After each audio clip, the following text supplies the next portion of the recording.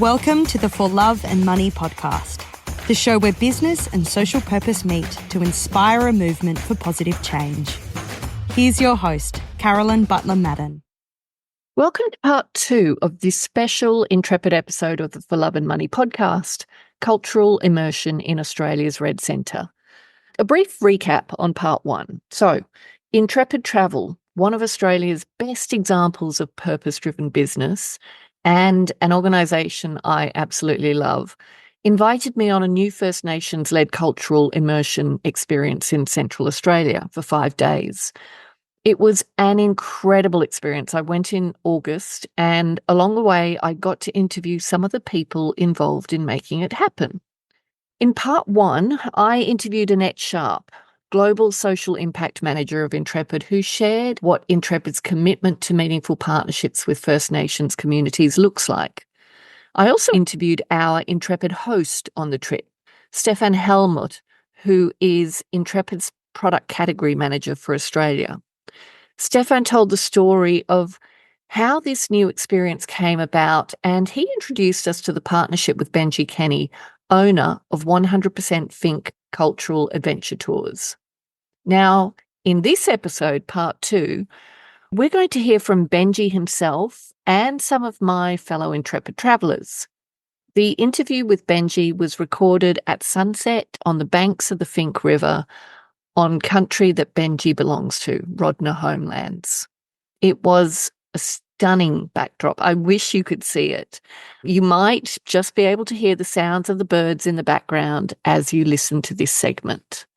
So here, Benji introduces himself and Rodna Homelands, the country that he and his ancestors belong to.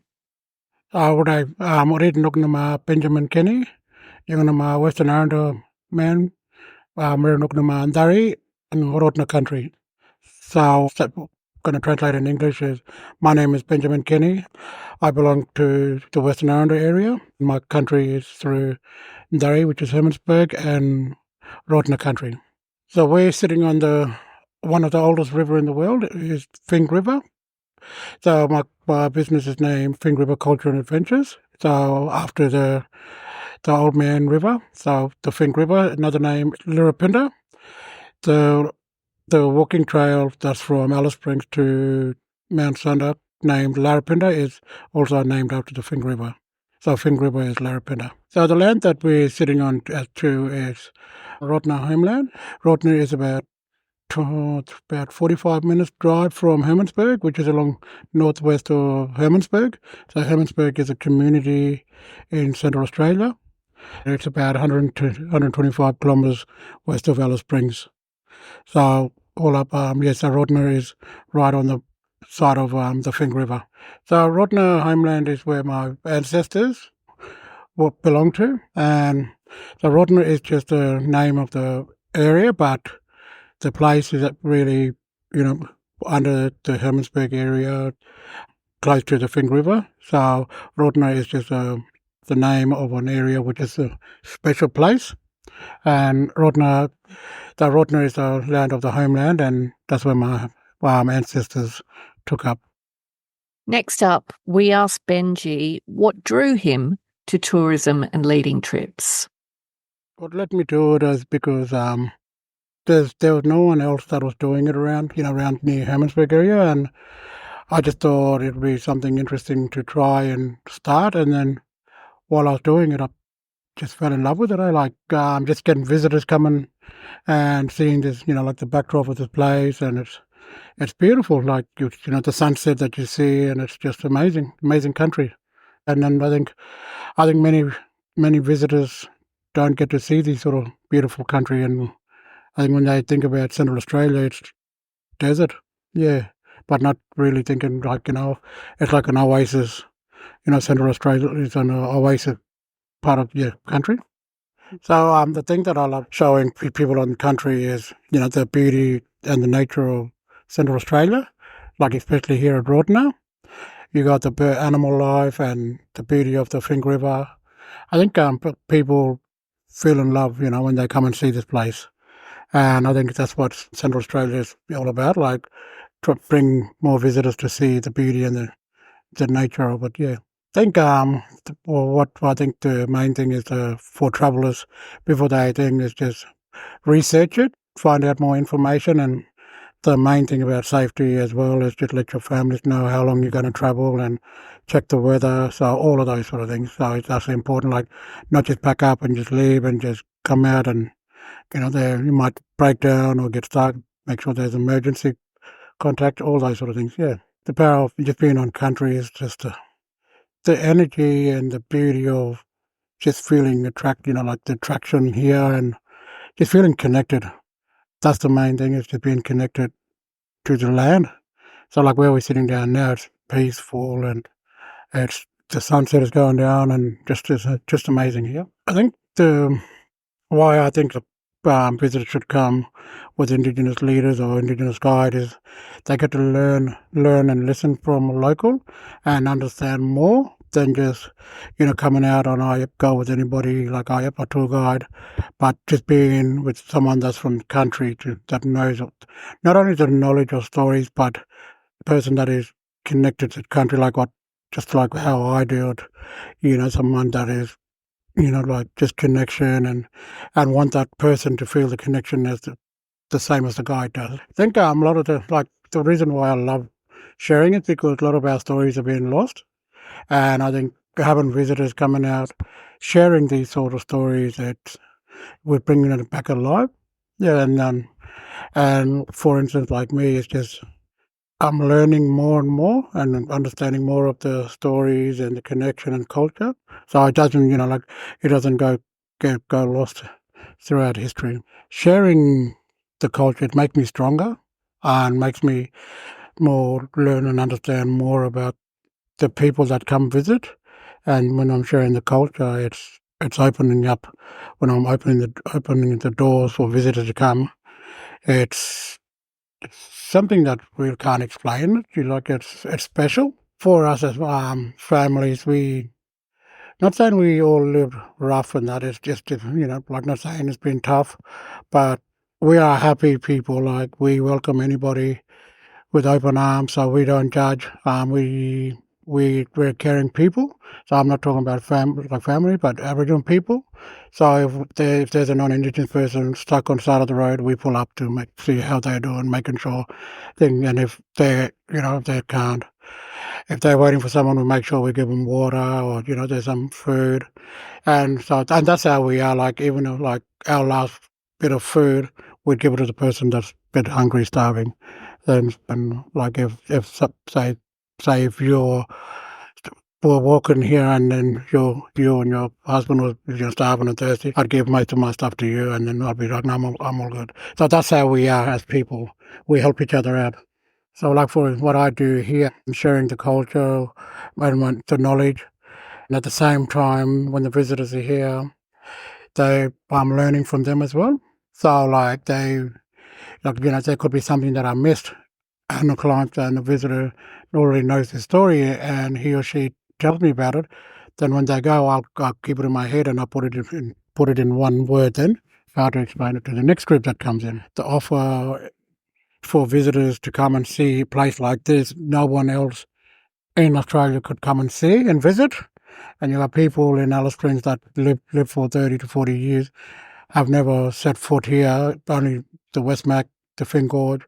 But places like these is all over Central Australia where it's closed off to visitors. And I think, to open the doors, especially to Indigenous people in Central Australia, for them to open the doors, it's also make them feel proud. And then when visitors come, it makes them feel prouder that seeing the visitors admiring the culture and country and want to keep going, yeah.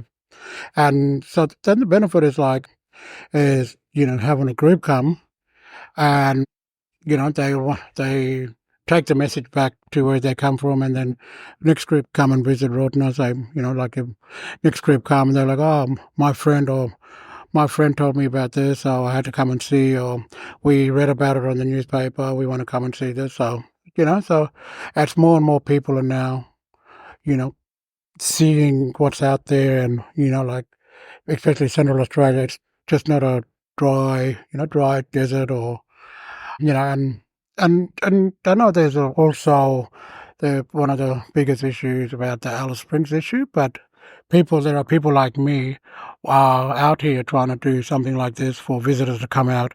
Like, don't listen about the issue, what's happening in Alice. Come out and visit our country. We've got a lot to offer. I think, I don't say, like, for me personally, I haven't like traveled much, but going to places like to Kosciuszko or Great Ocean Road, just seeing the different areas, and it's just amazing. And for me to open up the doors here, visitors come out and it's like, wow, like, where is this place? This is another world.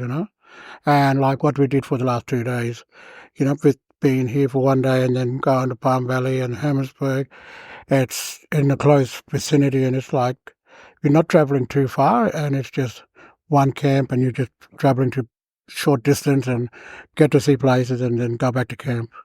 So, like, like for me to go and travel down to get like St. Kosciuszko, seeing the 12 Apostle, and it's just like, it's amazing, like, and seeing other Indigenous people, how they run their business, and understanding what the laws and cultures is, and just traveling to like other people's places and seeing and learning, and then I'll bring it back here and try see if I can do it the way they did it.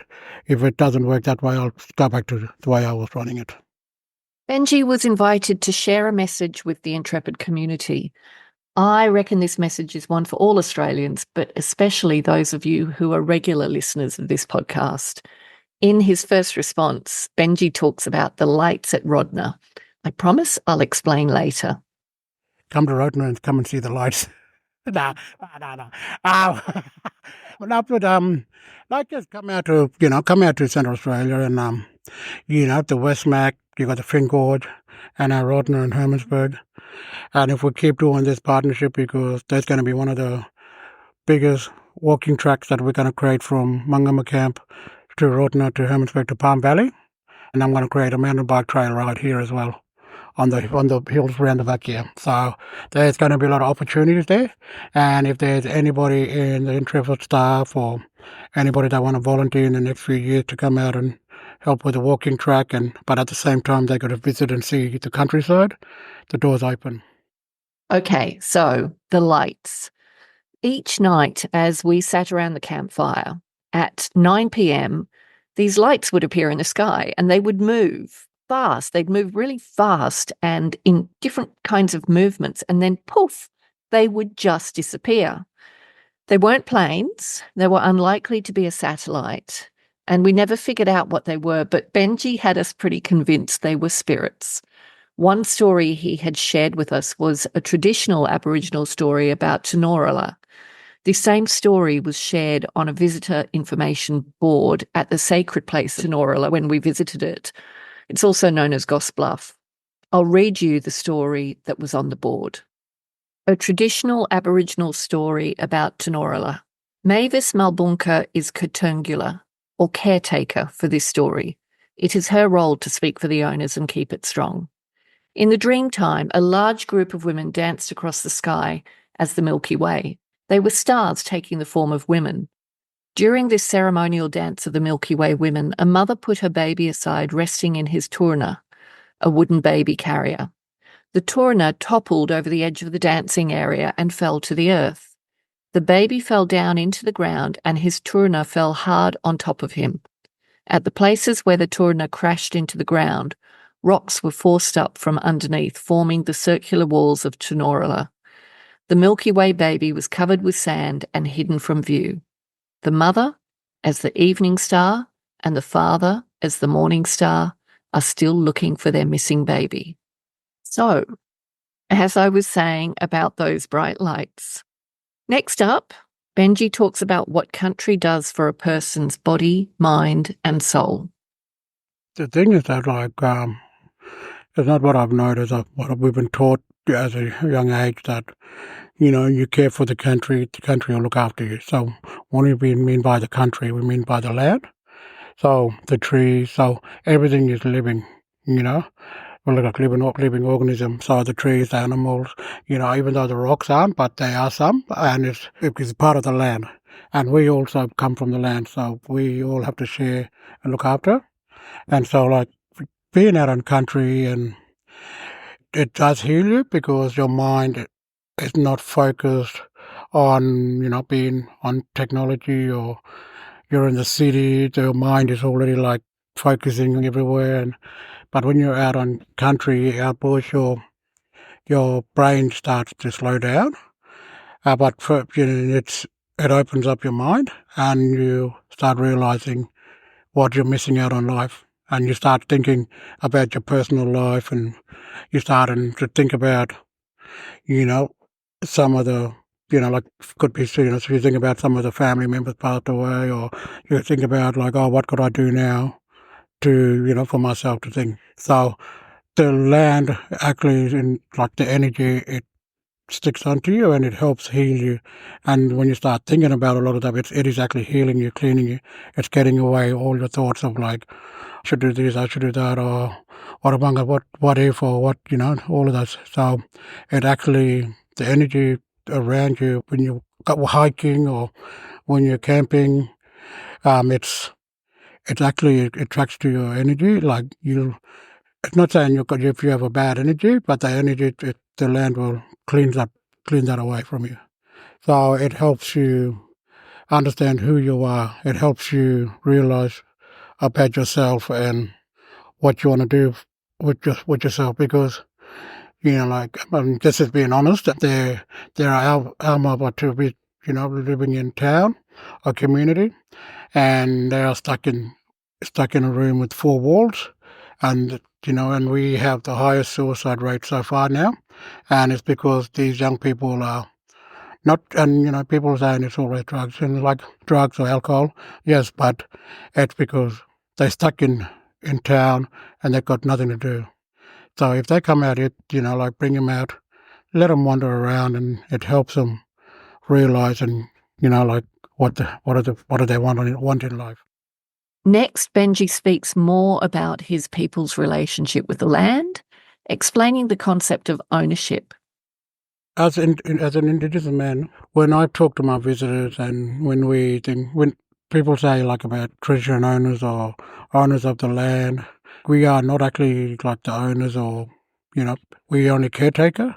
Because what I mean caretaker is that we look after the land, but the land is the one that is the owner. The country is the owners of every single people, because they're the ones who give us life. So there's a proverb that I read but I like looking at other culture stories, and I think in the American Indians, they talked about, like, for example, saying, like, they said, two fleas fighting over a dog's back, but the fleas don't own the dog. The dog, like, it's how the way they explained it, it sort of got me understanding. It's like, so, like, for if me and my brother started fighting over for this land here, it's like, if we both die, we die. We can't be owners, because the land is the one who owns us, because we have to pass the story to our to our younger generations, and and they tell the story and they pass it on. And then they pass on. Because what happens is that we're born, we wander the land, and we die back in the land, and it's a repeat over and over. So yeah, so we as people do not own the land, but the land actually owns us. Like, and that's just the way it is, because we're not the only ones that live on this land. We got all the animals, the trees, the plants. So if we were the only ones that owned it, the land would be destroyed. In this next section, I asked Benji why it's important for Australians to connect to country. Oh, no, every time I'd be careful. Like, me personally, I really try to be really careful of how I say it. But, over time, having camps and that, like, how do I say it? It's not, you know, just been saying the same thing to, my clients and school groups and that.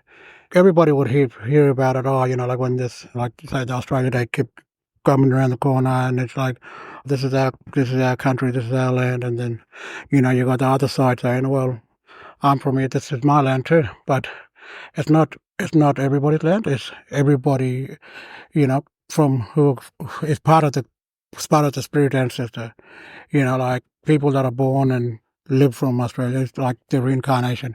We all, because we all, like are from Australia, all of us, and we all should be working together because we are all one.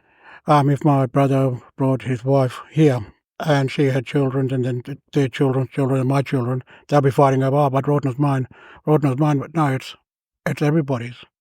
So like Australia is everybody's, like, and the reason why I say all of these things, be saying really careful, is like I have the word doesn't come back to me, it bite me back in the thing, So I try explain it in the way people say understand, because like I think a lot of people are fed up with two sides to the stories, like this and this and that, and it's like like we all we all live here, we all should be working together to running it, not like so like I'll give for an example, Rodna. It's not only my place, my family's also the bosses as well, and they have a say. So it's not only me. So when the government want to do something, they'll go, I talk to Benji, and it's like, no, you're a part of the Rodna family, so you all have a say in this. If there's a decision made about say mining, that's when I'll jump in and say no. Or if there's something to do with destroying country, no. But we need to have a say in as one. So, and that's what as Australians should be working together, to have one voice. Oh, thank you, Benji. I just want to pick up on a few things from what Benji said. Australians should be working together as one voice. What a refreshing idea that is. And the wisdom behind it speaks for itself. I'm sure some would say that is an idealist point of view, sure. But isn't that what great leaders should inspire us towards? The best of us, the best of each other. Shouldn't they be reminding us that there is more that we share in common than that which divides us? Instead of appealing to our worst instincts, shouldn't they appeal to our best instincts? I don't know about you, but I found so much of what Benji shared to be just so incredibly valuable. And I want to highlight just a few of the things he said that particularly moved me. When Benji said, sharing our culture makes me stronger, I felt quite emotional that we as Australians are not fighting hard enough to help First Nations people preserve their culture, because First Nations culture is our history.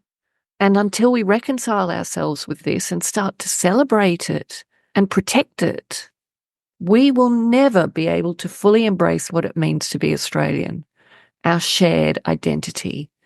And that is a loss. It is a crying shame. Benji spoke a lot about our relationship with country, with the land. He said, the main thing is being connected to the land. I felt that. As much as I love nature, I am a bit of a city girl, a busy one at that, so I snatch moments in nature. But those 5 days on country, I did feel connected to the land, and it grounded me.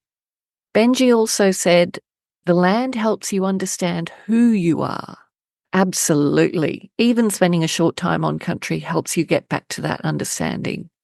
There's no connection to the distractions of the outside world, just you and the people you're with in the present moment.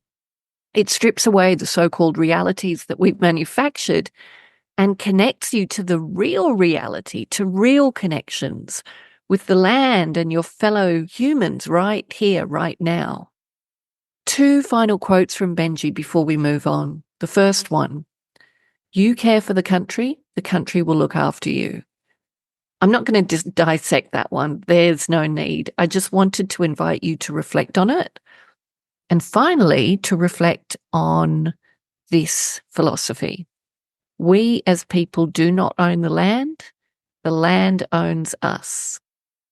Benji mentioned this in the interview, and he mentioned it a couple of times during the trip. I know from my conversations with my fellow travellers that when he said that, it hit home to all of us. It feels like a huge and powerful truth that we in the West have ignored, we've buried, and we've abused it and disrespected it. Our society has been built and our economy powered on the contra-philosophy that we own the land. Now, none of us can counter the prevailing Western philosophy alone, but I do think we can start to think about this idea that we belong to the land rather than the land belonging to us. As individuals, we can think about it as individuals. So I'll give you an example of how I thought about it. Right now, I'm in the middle of selling my home in the northern beaches of Sydney. We're downsizing, and I've been feeling sad about leaving our beautiful home. It's not flash, it's the worst house on a beautiful street, but it's been our home for 17 years. And so I felt sad, but since coming back from this Intrepid trip and thinking on Benji's words, reflecting on those words, I've actually been able to feel differently about my relationship with the home I'm leaving. I don't exactly feel like I'm losing it because I've realized it was never mine to own. So I still feel sadness about leaving, but it's not such a heavy sadness any longer. It feels like the time is right to end my relationship with this place, and I will carry its many memories with me for the rest of my life. It doesn't end with me leaving. But now I'm ready to build new relationships with other places. So that has helped me. That's my example. And I want to ask you how reframing this concept of owning the land might possibly help you. Now I can't wait to introduce you to some of my fellow Intrepid travellers. Up first, we have Lauren. Lauren hails from beautiful Tasmania. She joined her friend and Intrepid insider, Claire, for this experience. Okay, I'm here with Lauren from Hobart. And Lauren, tell me first, what brought you on this trip? So this trip was something, well, this idea of this trip was something that was part of my to-do list for last year. Yeah. And serendipity just happened to be that I ended up going on a spontaneous trip to Europe instead. And when this insider opportunity came up, it seemed like the perfect blend of exactly what we hoped to do, but had not really been able to plan just yet. So it kind of took all of the thinking out for us to actually be able to go on a trip that had everything and more of what we were looking for. Yeah, brilliant. And can you explain to our listeners, what does it mean being an insider? I mean, insider for me is actually an interesting concept because I piggybacked off an insider. Yep. So I had the very rare opportunity of being able to be involved in something that Intrepid has created as a pilot program as someone new to the Intrepid space.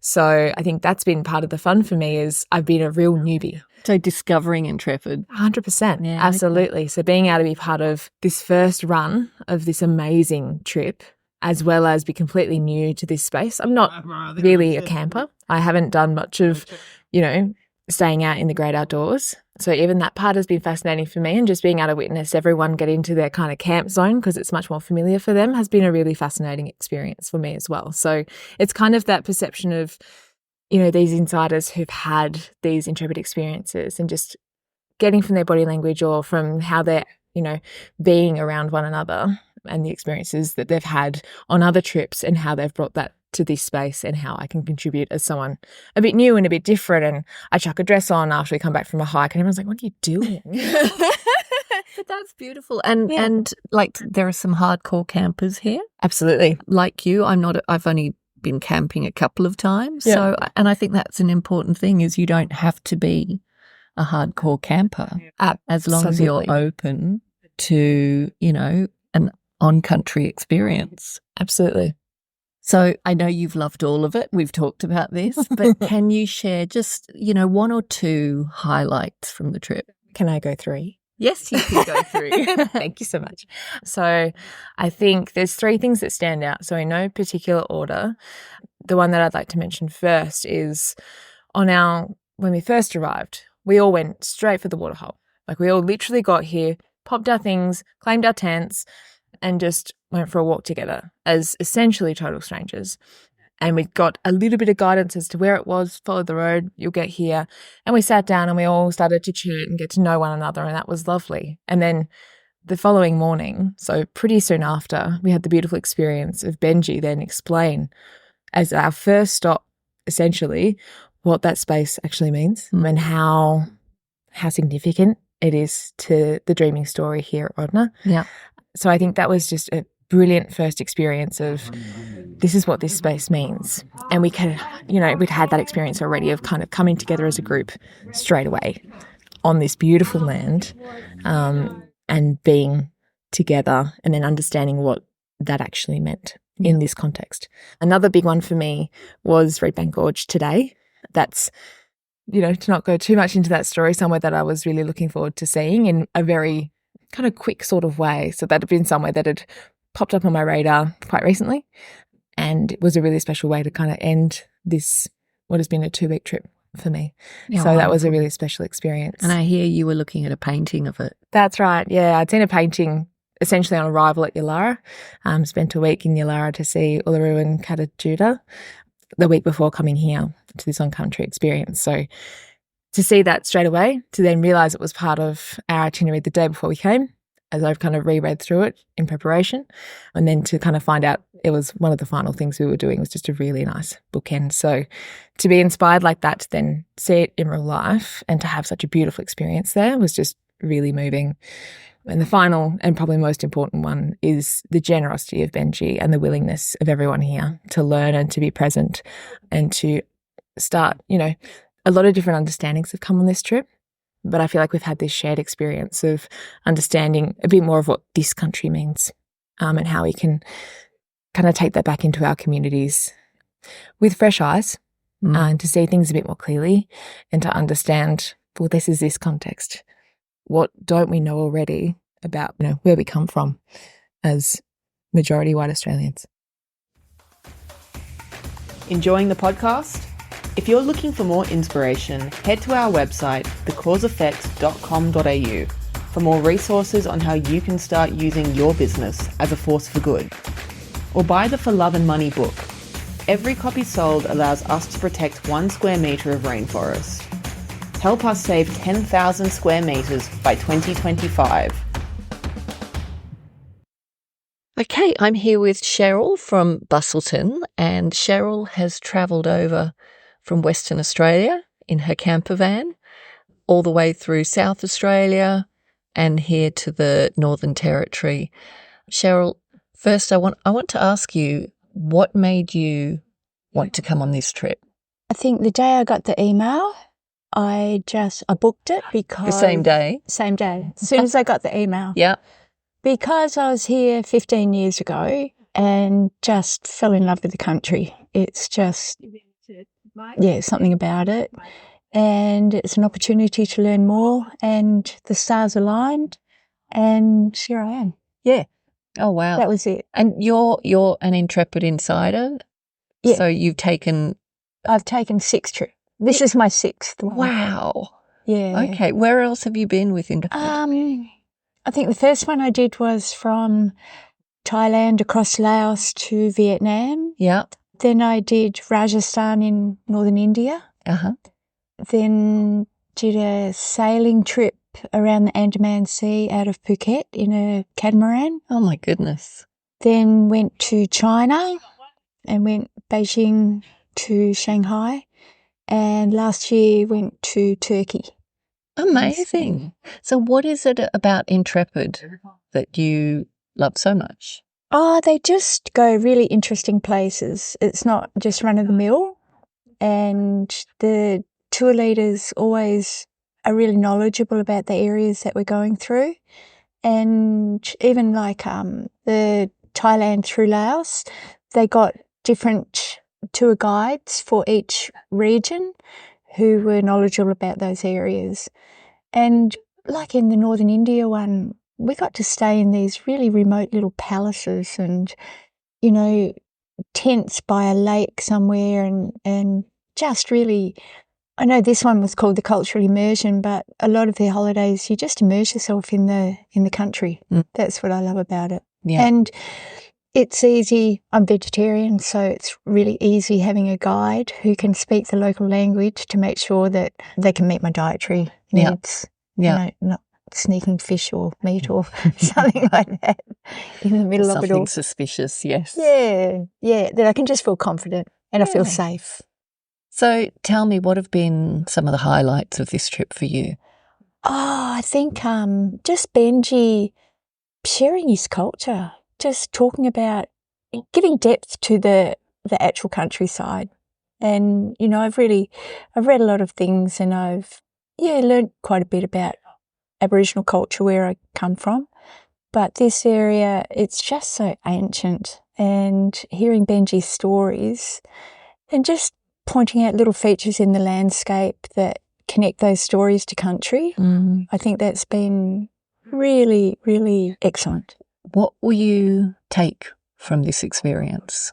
Oh, look, just the fact that Australia's got this incredible history and, it started way before 250 years ago.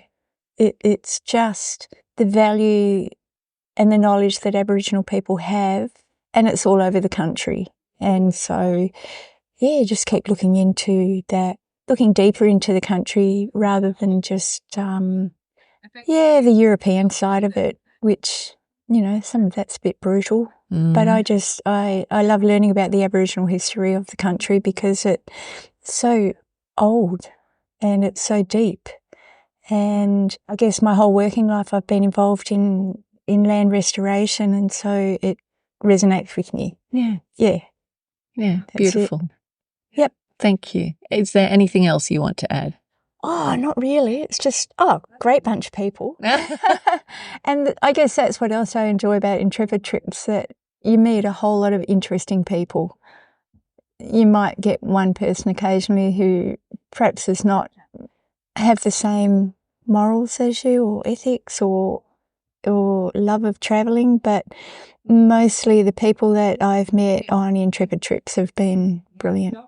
Yeah. I've really enjoyed their company and learnt. Yeah. Yeah, that's about it. I think I said on the bus today, I love Intrepid travellers. Yeah. And you know that if you're going on an Intrepid trip, you're going to meet some really good people. Yeah. Whereas I guess I haven't really travelled with other companies, maybe the Lara Pinta with World Expeditions, and that was really good too. But I love Intrepid trips. Yeah. I'm a junkie. Intrepid junkie. Thank you, Cheryl. Okay, so I'm here with Lynn and Sue, two amazing women who were on the trip, and they're both from the Blue Mountains. And Lynn and Sue, I'm going to ask you each to introduce yourself and actually share what you told me about how you actually knew each other from before. Lynn, do you want to kick off? Yeah, sure.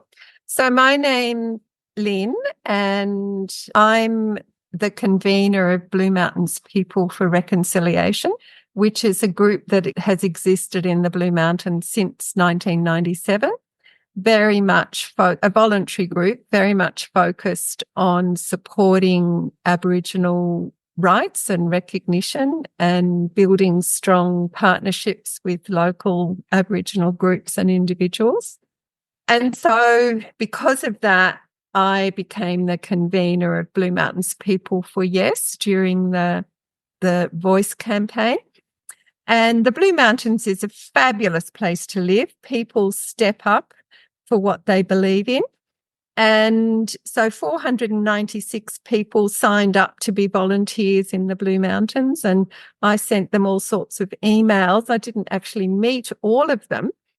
But when I got on the bus at Alice Springs Airport, Sue said, I know you, when I said my name to introduce people, because she was one of the people that I sent emails to because she volunteered to door knock or be at stalls or whatever. So, yeah. Mm-hmm. And in fact, all of the above and more. Lynn sent me out to remote polling booths that had lost their people, their campaigners on the day because they'd got COVID and so on and so on.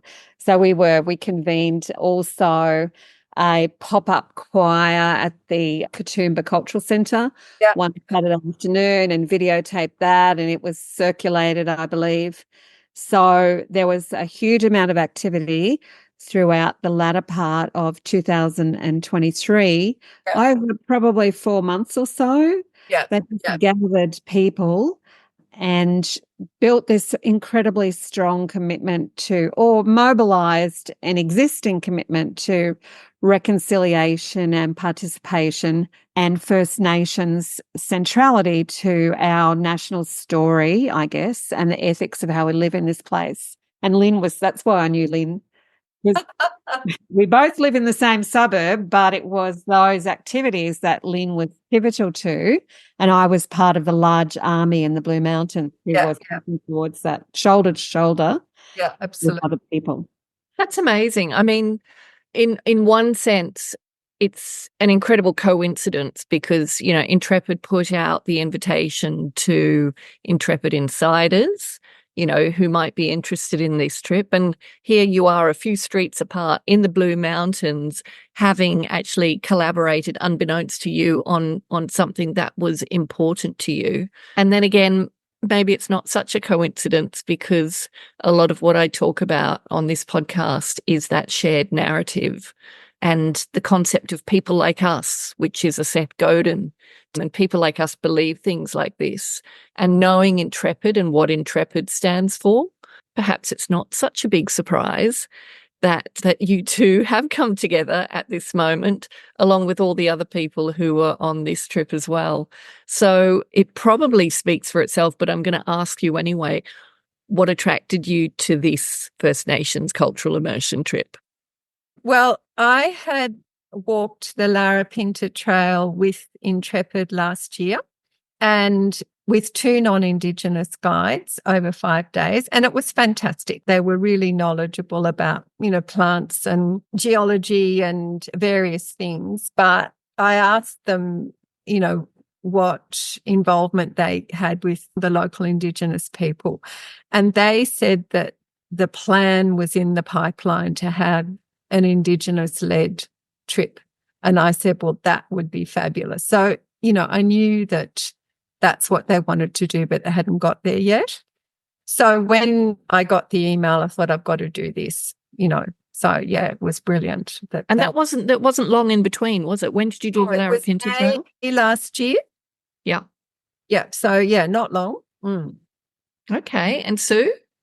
Look, I think also it was I didn't know it was in the pipeline, but when I saw that header on the email, Cultural Immersion Tour, led in 100% Indigenous led, I thought if I'm spending tourist dollars, then that's where I want to spend it. Yeah. It's when I got the email as well, it was kind of like, oh, this is what I've been looking for. And it is no coincidence that I was very active on the Yes campaign for the referendum as well. So I think, you know, there's some strong shared values there.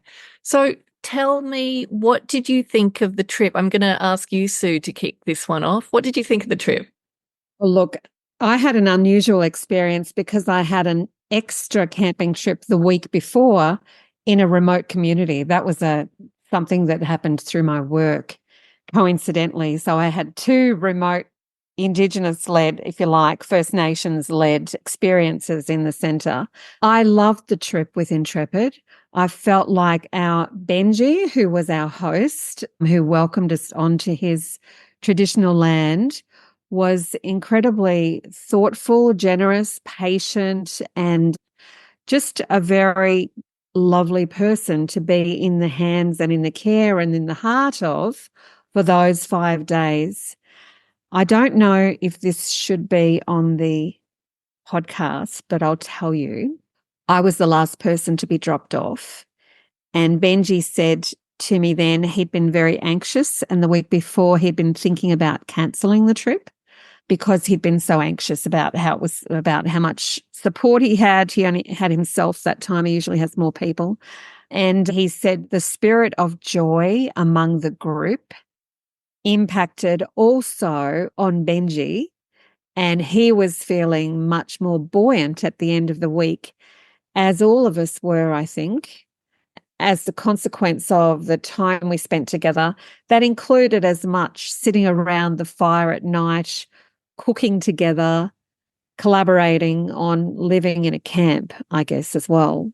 Yeah, that's amazing. And I remember we took Benji down to the river to interview him, myself and Taryn and Josh and Stefan, and he was stressed, right? Because dinner had to be cooked, and you guys just jumped in and said, "We'll do it."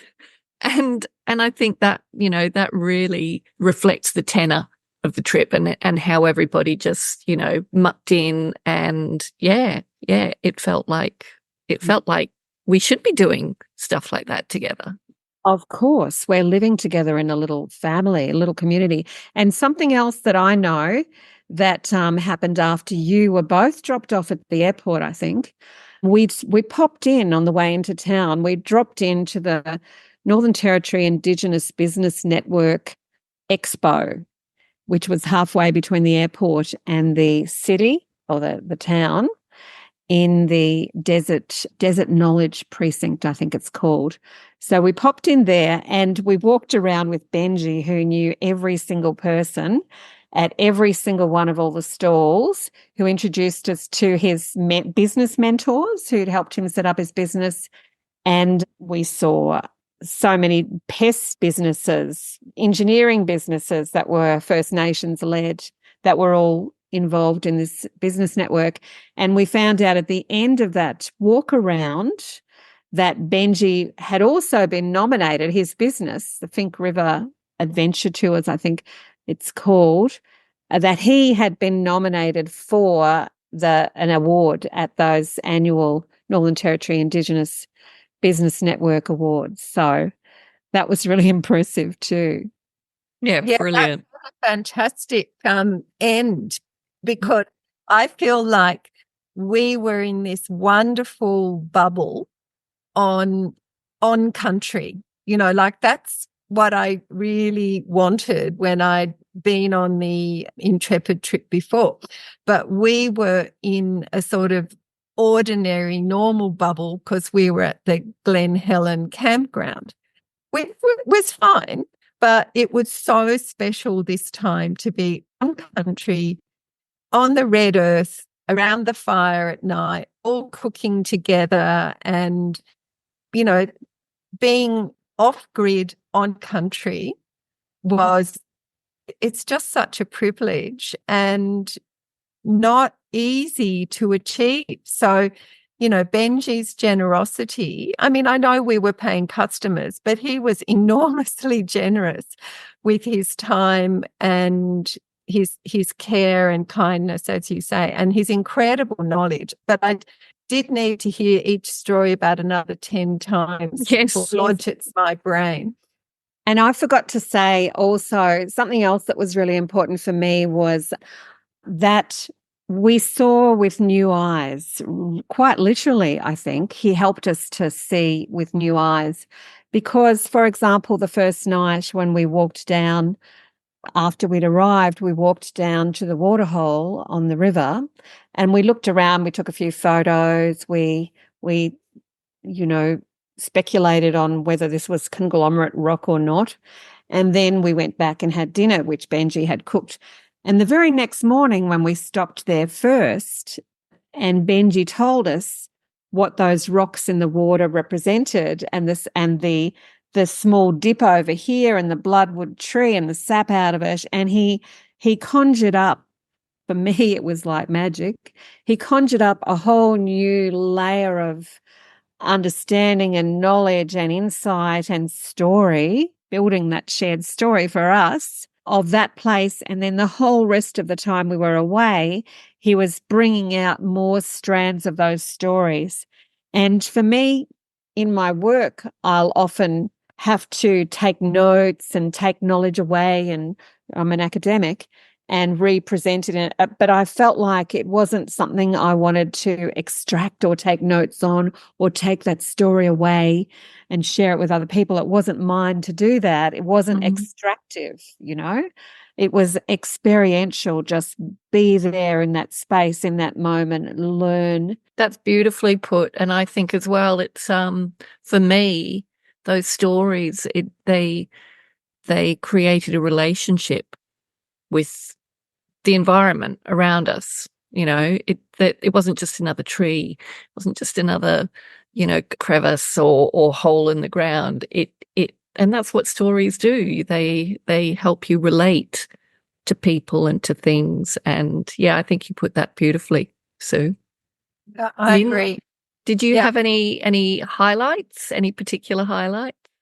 I really loved the first day when we were just, threading our way along the river of the Finke River, stopping at all those significant story places and, having those lovely swims.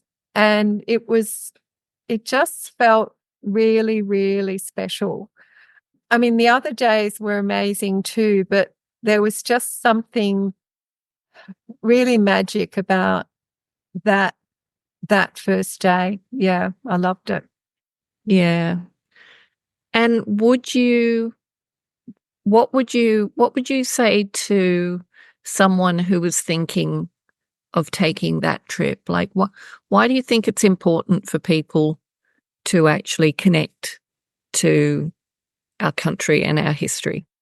Well, we're incredibly blessed to live in a place that has a continuous culture here for over 60,000 years, and people still entirely connected, immersed in the land as the generations before them have been.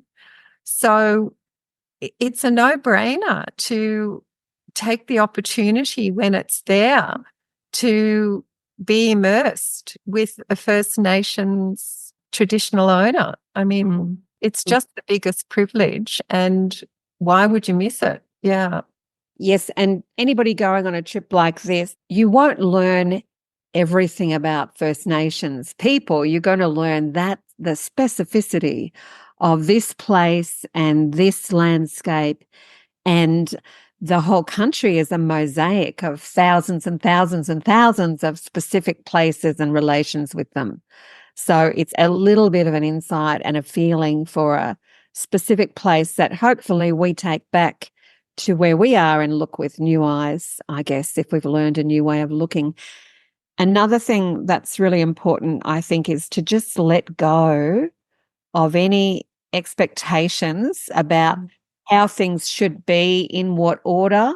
For example, there was no sense in relaxing in your tent. We quickly made our own sort of customs and practices around supporting each other, like helping to get the food ready and so on and so on. And that was partly because it was a really great group. Everybody in the group really let down their defenses pretty quickly and shared some very intimate stuff and became close to one another. And that was a really lovely element of it too. We sort of, I think, Benji set the mood, and some of the other people with us helped to do that too. And we could all relax into that. Beautiful. And there was, you both mentioned something magical about it. And I'm just going to say it right. This was the first ever Intrepid tour of this kind. And do you remember when we sat around the campfire and one of the stories that Benji kept talking about was the 7 dancing ladies and the 7 sisters, and they kept reappearing in the stories in different forms. And I don't know if you remember, but I said, hey, do you think it's a coincidence that in this first group there are 7 women? And everybody, including Benji, went, oh. Pretty amazing. Yeah. But yeah, it was beautiful, and it was a beautiful experience to share with you guys. And I'm really grateful that I got to meet you and enjoy it with you. And thank you for your time in recounting your experiences here. No problem. Yeah, it's been great. Thank you. Next up, I interview my fellow content creators, Taryn and Josh. My name is Taryn Stemvi. I am on this Intrepid Cultural Immersion trip as a writer, so I'll be producing some content and stories off the back of it. G'day, my name is Joshua Scott. I am the photographer and videographer for the trip and making sure everyone looks beautiful as they travel this beautiful country. So you're both long-time Intrepid people. What is it about Intrepid, that makes it so unique? What makes Intrepid so unique? I think for me, it's probably just the culture from the top down, I would say, and the fact that they are, the biggest travel B Corp in the world, that all of the ethics and, things that they really believe in, touching lightly on the planet, really supporting, First Nations self-determination and leadership. Yeah, just all of the, this small group travel and really amazing and unique experiences, just that is throughout the entire company. It's definitely not, this profit at all costs model. And I find that really refreshing. Everyone who I've met through Intrepid or on Intrepid trips has been just awesome and has really had that same ethos, which makes it, a really special place. Yeah, I think it's the immersion into culture, which makes Intrepid really unique. You find with a lot of travel companies that there's almost like a glass wall between you and where you're visiting. And I think that Intrepid breaks that down and gets you amongst the people and amongst the culture and really immerses you with where you're visiting. So it becomes less of a tourist visit and more of a cultural experience, which I think is super important, especially with the future of travel. So I asked Josh and Taryn what the highlights of this experience were for them.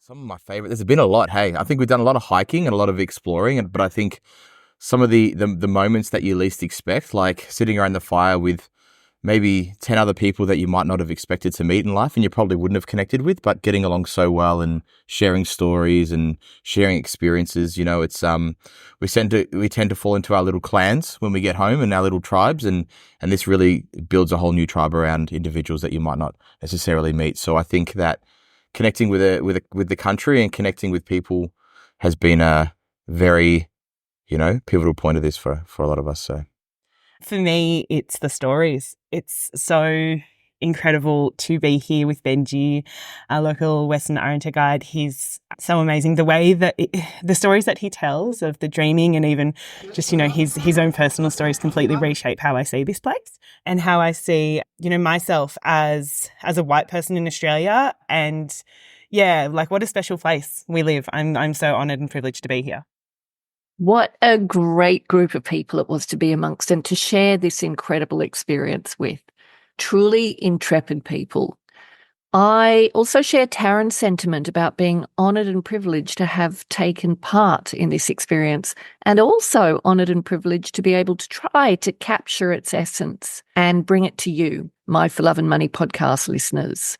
I hope you've been able to get value from this two-part special, but more than that, I hope it inspires you to immerse yourself in a similar cultural experience. Links to Intrepid Travel will be in the show notes. So jump in. And if you do, I would love to hear from you and learn about your experience.